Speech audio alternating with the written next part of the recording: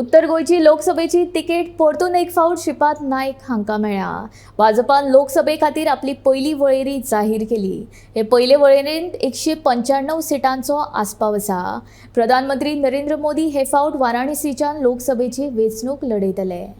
भाजपाचे फुडारी विनोद तावडे हांणी लोकसभा उमेदवारांची नावां वाचून दाखयली। 16 राज्यां आणि 2 केंद्रशासित प्रदेशांतली मेळून 195 उमेदवारांची नावां भाजपान पहिल्या टप्प्यात जाहीर केली।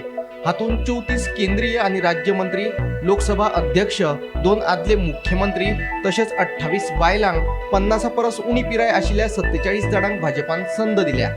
महत्वाची गजाल म्हळ्यार अनुसूचित जातींक 27, अनुसूचित जमातींक 18, ओबीसीच्या 57 उमेदवारांक संद दिल्या। ऐसे 195 में उम्मीदवारों के नाम हैं, उसमें 28 हमारी मातृशक्ति है, 50 से कम उम्र वाले 47 युवा उम्मीदवार, 47 फीमेल 28, मातृशक्ति 28,